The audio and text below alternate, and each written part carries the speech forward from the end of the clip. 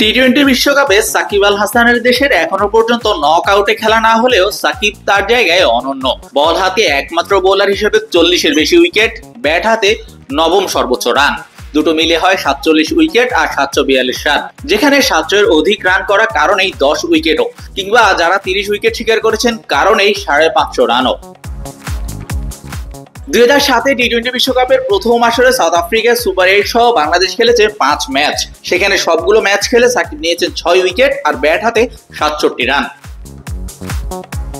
2009 সালে ইংল্যান্ডে দ্বিতীয় আসরে বাংলাদেশ খেলে 2 ম্যাচ, বল হাতে 2 উইকেট নিলেও রান করেছেন মাত্র 15। ম্যাচ দুটো ছিল ভারত এবং আয়ারল্যান্ডের বিপক্ষে। 2010 সালে ক্যারিবীয় দ্বীপপুঞ্জে অস্ট্রেলিয়া এবং পাকিস্তানের মুখোমুখি হয় বাংলাদেশ। 2 ম্যাচে ক্যাপ্টেন সাকিবের রান 75 আর উইকেট 4টা।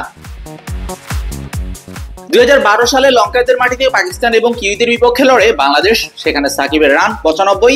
পাকিস্তানের বিপক্ষে খেলেছিলেন আন্তর্জাতিক টি-20তে ক্যারিয়ার সেরা 84 রানের ইনিংসটা, তবে বল হাতে ছিলেন উইকেট শূন্য। 2014-তে দেশের মাটিতে প্রথম রাউন্ড এবং গ্রুপ পর্ব সহ টাইগাররা খেলেছিল 7 ম্যাচ। সবগুলো ম্যাচ খেলে সাকিবের রান 186, উইকেট 8টা। 2016-তে ভারতের মাটিতে 2014-এর প্যাটার্নে সমান 7 ম্যাচ খেলে বাংলাদেশ। 7 ইনিংসে সাকিবের রান 129, 6 ইনিংস উইকেট 10। 2021 সালে ইনজুরির কারণে সাকিব মিস করেন 2 ম্যাচ, বাকি 6 ম্যাচে রান করেন 131, বল হাতে 11 উইকেট। 2022 সালে সাকিবের ক্যাপ্টেন্সিতে বাংলাদেশ খেলে 5 ম্যাচ। ক্যাপ্টেনের ব্যাট থেকে আসে 5 ইনিংসে মাত্র 44 রান, বল হাতে 6 উইকেট। আর মাত্র 3 উইকেট শিকার করলে সাকিব হয়ে যাবেন টি-20 বিশ্বকাপে উইকেটের হাফ সেঞ্চুরি করা প্রথম বোলার।